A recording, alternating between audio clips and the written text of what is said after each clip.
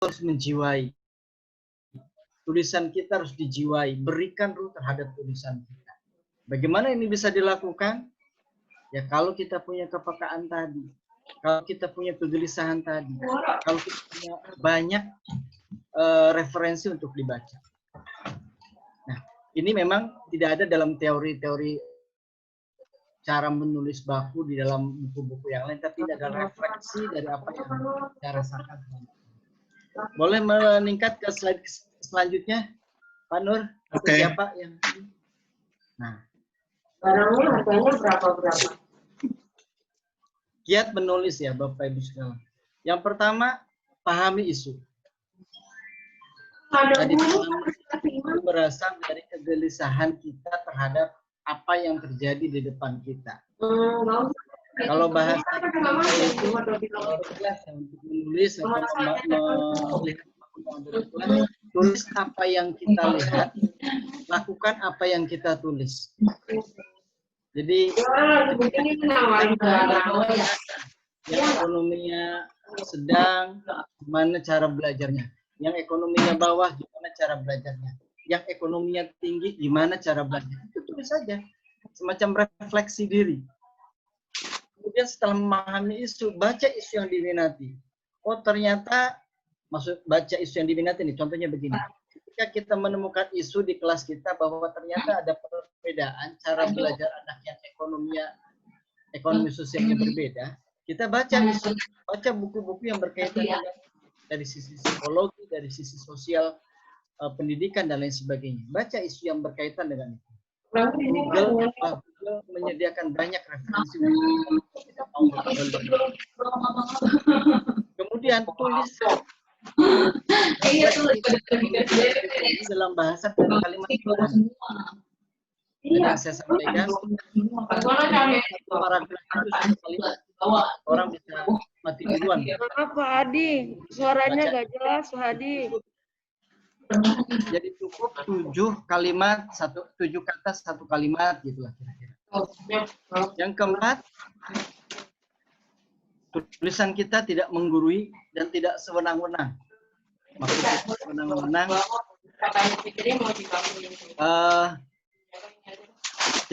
Jangan menjustifikasi orang lain. Jangan semaunya sendiri. Kadang-kadang tulisan kita merasakan orang lain ngerti nggak dengan bahasa kita. Orang lain paham nggak? Maka kemudian sebenarnya ada satu lagi. Setelah kita nulis, baca minimal 5 kali apa yang telah kita tulis. Saya ulang. Baca minimal 5 kali apa yang telah kita tulis. Karena ketika kita membaca ulang tulisan kita, pasti kita menemukan kekurangan-kekurangan. Dan kemudian berikan jiwa pada tulisan. Caranya, bagaimana tulisan kita memiliki jiwa atau kalau refleksi terhadap persoalan itu betul-betul kita pahami, kita resapi. Terakhir, ayo belajar dari tulisan orang lain. Saya pikir itu saja deh, karena kita akan banyak mendiskusi ya, karena kalau terlalu banyak teori-teori menulis repot juga. Judulnya kalau Bapak Ibu mau menulis, banyak baca dulu, tajamkan kegelisahan, tajamkan kepekaan Bapak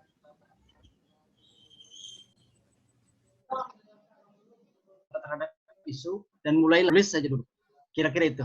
Terima kasih. Pak Nur, Pak Hasim, silakan. Oke. Silakan Bapak Ibu. Ada yang mau bertanya? Pak Hasim. Oke. Kembali ke Pak Hasim. Ya. Bertanya. Nur Hadi. Ya. Selanjutnya materi yang cukup singkat, padat dan jelas itu sudah sama-sama kita pahami. Mungkin barangkali ada yang belum dipahami, silakan kepada teman-teman untuk bertanya. Sesi pertama. Bertanya, Pak. Ya, silakan. Jam. Kenalkan identitasnya ya. Satu season, 3 orang penanya dulu ya. 3 penanya dulu. Oke. Silakan. Siap. Baik, saya Jamhari dari SDN Ciputat 01, Ciputat, KKG Kecamatan Ciputat. Mau tanya singkat saja, Pak. Setelah mendapatkan penjelasan yang begitu lugas dan begitu jelas. Saya ingin ini Pak, ketika kita menajamkan kegalauan, kadang ketika kita menulis itu banyak kata-kata yang pengennya dihapus gitu loh, karena tidak sesuai dengan keinginan kita. Nah, bagaimana kriteria kita untuk supaya lancar gitu loh, supaya tidak menghapus-hapus mulu gitu loh. Itu 250 juta. 50 Ya walaupun segitu mah. Sudah, aku bukan perkara duit, ya lebih dari itu aku mau ngasih 1 juta. Itu kan kita kejar begitu deh. Nah, gimana nih? Ya, Pak Jamari, udah? Sudah coba, sudah cukup segitu aja. Oke, silakan pertanyaan kedua, lanjut. Siapa yang bertanya? Pak Samsul. Kan Pak Samsul.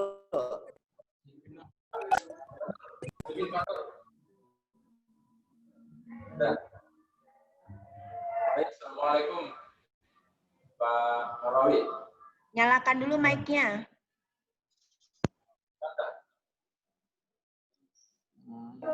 Mic-nya nyalakan mic-nya. Ini udah Ada Pak. diklik. Izin bertanya, Bu